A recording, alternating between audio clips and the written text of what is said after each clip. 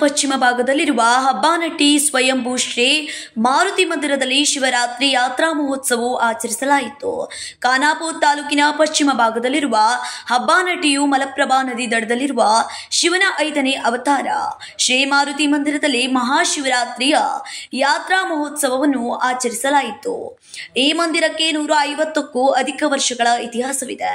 Karan Singh sir Desai Inamdar ರಾಜಮನೆತನವು ಈ ಮಂದಿರದ ಜೀರ್ಣೋದ್ಧಾರವನ್ನ ಮಾಡಿದೆ. ಮಹಾಶಿವರಾತ್ರಿ ನಿಮಿತ್ತ 2 ದಿನಗಳ ಕಾಲ ವಿವಿಧ ಧಾರ್ಮಿಕ ಕಾರ್ಯಕ್ರಮಗಳು ನಡೆಯುತ್ತಿವೆ. ಮಲಪ್ರಭೆಯಲ್ಲಿ ಪವಿತ್ರ ಸ್ನಾನವನ್ನು ಮಾಡಿ ಭಕ್ತಾದಿಗಳು ದೇವರ ದರ್ಶನವನ್ನ ಮಾಡುತ್ತಾರೆ. ಇಂದು ನಾಟಕ ಕಾರ್ಯಕ್ರಮ ನಡೆಯಲಿದೆ. ಅಮಾವಾಸ್ಯ ನಿಮಿತ್ತ ಹೆಚ್ಚಿನ ಸಂಖ್ಯೆಯಲ್ಲಿ 3 ರಾಜ್ಯದಿಂದ ಭಕ್ತರು ಆಗಮಿಸಲಿದ್ದಾರೆಂದು ದೇವಸ್ಥಾನ ಕಮಿಟಿಯ ಮಾजी सेक्रेटरी सुरेश जिगळीकर ಅವರು ಮಾಹಿತಿಯನ್ನ ನೀಡಿದರು. मी सुरेश जिगळीकर देवस्थान कमिटीचे माजी सेक्रेटरी. ही सर्व आमची कमिटी आहेत.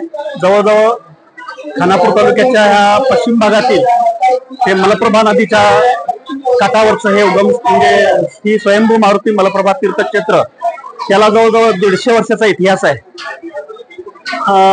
पूर्वी स्वातंत्र्यापूर्वी या ठिकाणी त्या नदीच्या पात्रात इथं घनदाट असं जंगल होतं आणि या परिसरामध्ये एका आता जी दगडी शिळा दिसते त्या दगडी शिळेवर अस्पष्ट अशा प्रकारची ही मूर्ती होती.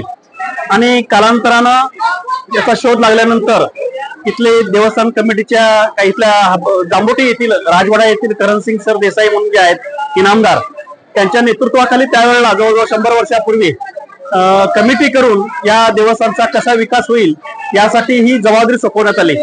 जवळपास 30 ते 35 खेड्यातील म्हणजे आमचा खानापूर तालुक्याचा हा पश्चिम भाग आला.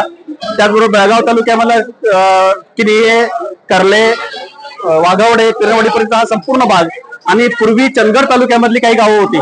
अशी या जवळजवळ 35 खेड्यामधली ही कमिटी या ठिकाणी कार्यरत आहे. आणि गेल्या अनेक वर्षापासून या ठिकाणचा वर्षभरातला सगळ्यात मोठा कार्यक्रम म्हणजे महाशिवरात्री. ಈ ಸಂದರ್ಭದಲ್ಲಿ ಮಂದಿರದ ಕಮಿಟಿಯ ಸದಸ್ಯರು ಮತ್ತು ಭಕ್ತರು ಹೆಚ್ಚಿನ ಸಂಖ್ಯೆಯಲ್ಲಿ ಭಾಗಿಯಾಗಿದ್ದರು. Vinod Kolkar, KMM Kannada news, Belagavi.